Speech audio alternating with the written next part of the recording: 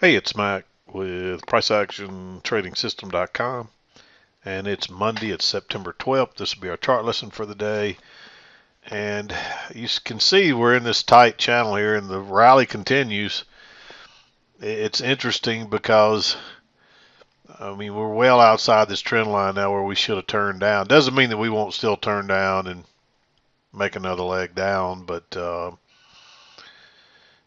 this has moved a little far to really, it looks like something else is going. It looks like we're coming back to retest this breakout. Notice when we shot through there, we never tested that. I talked about that. The market was pretty weak at the moment, but it's working its way back and it's trying to test it. And really, if I get this probably, you might could say we retested it now. Um, I was playing it a little higher, but it may be right in there. If you look at that, we just turned down right off of it in the after hours here. So we'll see where we go from here. If we were to turn down from right there and just got a measured leg down, let's see what that's projecting. Pretty close to the lows that we had. We'll just have to see how this works out. But this is a little stronger rally than I expected. I really thought we'd come back to the trend line and turn down again. That's why we don't trade what we think and we trade what we see. Um, but this is the daily chart too, and it just gives us a little further outlook, kind of look at things at a little higher level. So it doesn't move as quickly as the 2000 tick or any of the intraday charts really. So, but we did get way oversold here, but we've gone right through the midline and we're about to, I would say we're about at a 50% correction here, maybe a little more. So somewhere right in here, if we were to turn down, it wouldn't surprise me at all, and then make another leg down. So we'll see what comes. But just looking at it, we rallied a lot further and quicker than I expected we would. I didn't expect that. I really thought we were headed to make this new low. I still think we're going to make new lows, but maybe the midline's going to hold and we're going to run back. Notice how we came up shy of that trend line last time. Maybe we're going to come back all the way back to that trend line before we go lower. We'll just have to see. But generally, a 50 to 75% correction of a move like that, and you could get another leg down. So, but we'll see.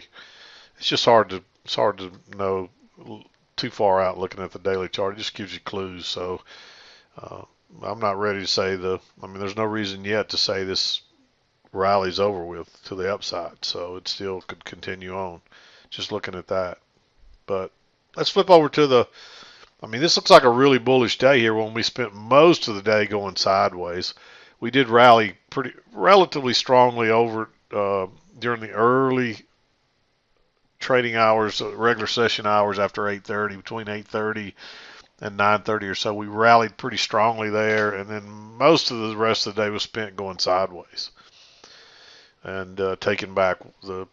We had a little bit of a correction there. But let's flip over to the other chart and we'll go through it and you'll see what it looks like. And you can see we spent most of the day trading within this yellow line is the 8:30 a.m. opening. So we spent most of the day trading within that opening and the overnight highs, or the highs for the day. I shouldn't say overnight because these highs occurred just maybe right around 9 o'clock this morning or so. So, and we spent most of the day within that. So it's somewhat sideways, but overall there was a this this rally was really strong this morning. So let's zoom in there and you can see it. And I'm going to explain this. Notice that I've got two channels on. I've got the original channel, which is the light blue one, but then it looked like sometimes that'll be a little too steep. And it does look a little steeper than 45, and so it'll kind of roll over into a flatter one, and sometimes it'll roll over into another flatter channel.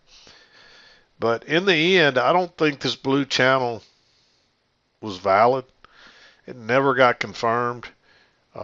We did get a break right here. You might say it got confirmed here, and then we got a break, and we did end up making a new high for the day before the close. You can see this big stem went way up there.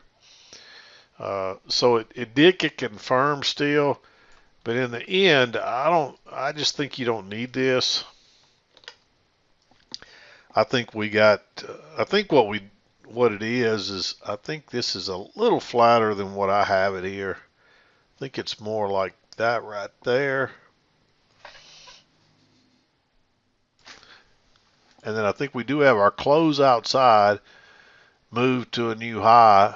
Generally, you don't get that strong of a move to a new high, but we did. In this case, we did. And you might have looked for a measured leg from here because that looks like the center of your pattern. And you can see that's where we met most of the resistance, and we pushed just a little higher and then sold off. So I believe this to be correct. There's your break, and we moved on because prices were strong enough to make that measured move, and then a little bit more afterwards. So this is the way I believe it plays out here. This two-tiered blue channel, and you could tell it was losing momentum. There's a close outside here. We came up short. We came up even more short, and then it just kind of rolls over. But let's zoom in here. We'll go through the trades. It's another one of those days where you don't get a lot of setups, really good setups. The market just kind of chops sideways a little bit and then burst off, and we have that happen a few times. And there's a few chances to get in early, and then there's a bunch of those moves that you just don't get a chance to get in, and there's just no good setup. So anyway, 7 o'clock came as we're really kind of bottoming out right here on this little channel. Notice we got a channel working down, and we get a correction here, we get a close outside of it. You get a first entry, and then this, it's hard to see, but this ticks higher and then turns down. You could trade that on the engulfing bar. I don't think I would, since that's pretty much an inside bar, but you could still go short right here, as bearish as that is. You're expecting prices to make a new low, and it clearly gives you much more than what you need. But that is a second entry short when we're looking for prices to retest the low. And early on, this looks like it might have a chance to be a range day, but we clearly pushed right on through that early, and it was obvious it wasn't a range day. But anyway, we come back to the trend line. It confirms it right here. This is a second entry long. I didn't mark it. We do have a new low. It confirms the trend line. It's a second entry. We're a long way away from the EMA, but it just looks kind of like a doji looking bar. I didn't mark it. You could at least argue for that to be green. I think you're better off to wait on a higher low or a reversal type pattern. You do get a higher low here, but if you traded it on the engulfing bar, you got to go long into the EMA. And if you go long here, then I think you just needed to wait. I don't think you want to trade this higher low with such a big bar. I think you're better off to wait for see if you get a reversal, which you do. And again, there's an engulfing bar here, and maybe you trade that. I'd probably be okay with that, but I'd like just once it closes, you got a nice bullish bar if it breaks higher there, and it actually ticks back again and makes another push higher. But when it didn't take off here on this break higher on a failure, I'd be leery of going long over here. I think you need to skip that one. It ends up going tightly higher. I mean, you can see that really tight channel, and you get a little close outside, move to a new high, and then it corrects. And same thing coming down. You get a close outside and a new low all in one bar there. That's just the first entry though, and so the second entry doesn't come to here, and it breaks lower and then turns up. Again, I don't think I'd trade that on the engulfing bar, although that bar is only like 6 ticks, so it would be really low risk to trade it that way. And you can see if you wait till here, you got to risk a whole 12 ticks versus 7. But the bar looks really good, so either way you traded that one, I'd probably be good with it. And then it just continues to go higher, but you don't really get another chance to trade it. It does come back here to this original trend line, the green one, but it's just a first entry. And you don't get a second entry or really a high or low or anything. It just runs on up. and then same thing, it's coming back, and we're really just kind of chopping sideways here. I didn't really like anything in here.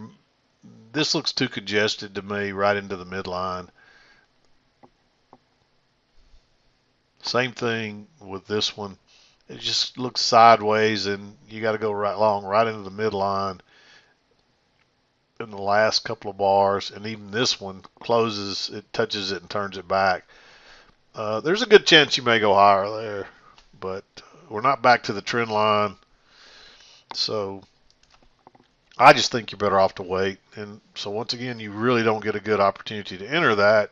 And we run up, we get a close outside new high, and it actually pushes up for one more new high, and then it's just kind of chopping sideways here, and I don't see anything I like there. That one's really tempting. If you've got a second entry there, maybe you go short. But it just continues to work down, and finally you get a close outside, but notice you get a first entry, and then that's a second entry, and this is just a lower high on a very bearish bar. So if it breaks below that, you're just entering on the lower high, and you're looking for prices to make a new low. And they sell off pretty strongly here, and they go a little further than you would expect they would. And you might have looked at this as a failure, but that's a big move down, first entry, and then it moves down, so a second entry long, and it fails right at the key entry point, but you've already had a break and easily a new low on more than one leg. I'm just not crazy about that entry. I mean, if you took it, it's a little aggressive. It didn't quite get back to the EMA. I'll make it green. And then, of course, after that, you're just chopping sideways here. And again, I don't see anything. It really tempts me to enter here. You may say, hey, there's a triple test, but there's not much room back to the highs there. And there is a failure right here. I marked this one. I marked it green because it didn't quite come back and test the breakout area. And then also, it didn't quite get back to the EMA. So I was a little hesitant with that one. It's a failure, though. Notice the new low. That's clearly a leg up, pulls back, and then the second leg up, pulls back. And you're looking for a reversal anyway, so it's just not, it just doesn't set up perfectly in my opinion. But if you took it, that's fine. And then of course this is a double top, and this just looks sideways, so this would be a first entry. So first entry higher, and then a first entry short, and then second entry long, and then so that's your failure right there, and you don't want to trade that. That's not a good setup on a failure. And you can see you would have got stopped out, and this just looks too congested. There's a breakout pullback short, but again, it looks really congested there. So again, you just don't get a chance to enter that one. He comes back right here, sets up again, but it's just really congested. There's a second entry right there on that break blower, but that's a bullish bar, and then it's just sideways, and then you get another first entry, no second entry. You might have looked at that as a triple test. It's pushing it. You can see we tested it once, and then it looks like we come back again, and then one more time. I think you're really pushing it there. But we are looking for a new low. So it's another one you might argue to be green. I'd skip that trade personally. I'd want to see a second entry or a lower high here. And you don't get it. We run down to a new low. Then next thing you know, we're reversing here. And again, there's no decent setup on a reversal. You get a first entry, second entry, short that fails, but everything's below the EMA, so I don't like that. And then you're just kind of chopping along. But finally you get another triple test here, and it confirms the trend line. It is only a first entry, but because it's a triple test, I mean, you came back here once, twice, three times, and because it confirms that trend line, it's such a bullish bar, I think you want to try to take that. It might have been a little difficult to get in that trade because it gaps open a couple of ticks and then ticks back one tick, but you don't get that second tick back that would usually stop you in where you need to be. So depending on how you played this, you may not have got in that trade. So it takes off. Turns out to be a pretty good trade. Comes back to the trend line again, but it's just a first entry. There was a second entry here, but it's an inside bar. I don't think you want to take that. You can see it quickly sells off. It would have worked before it sold off, but now you get your first break, and again, there's just no chance to get in, and it just takes off. And then we're chopping sideways. There is a triple test here and a bounce off the trend line again after one leg up. So you may get another leg like that. The main thing is you're just playing this little tight range and the EMA and trend line, and there's plenty of room to get out. You've been going back and forth, up and down. So, and it comes back again and gives you another one, but I don't know that there's enough room. It's really pressing it to have enough room to get out right there. I mean, you can see there's only 4 ticks right there. And it's not the best signal bar. It's not as strong as that one there. So I'd probably skip that one. And of course, it breaks out, fails, turns down, and this is a second entry long, way away from the EMA, but that channel is still in play. And so I just think that's really risky. I mean, if it breaks higher, it's a good chance you could get a scalp and it's going back to the EMA, but you could still get trapped there. I'd at least want a higher low or something, and you just don't get it. It runs back up, tests that resistance again, then turns down, and finally it comes back a third time. And look how bearish that bar. It's a big bar, 14 ticks, but it's such a bearish bar on a triple test. I think you want to take that, and there's plenty of room down to this low. And again, it gaps over there. It doesn't back up. So you probably could have gotten in this one because it ticked around for a few seconds there. So maybe you get in that one, but you had to be fast, I'm sure. And it just drops. That turns out to be a good move right there.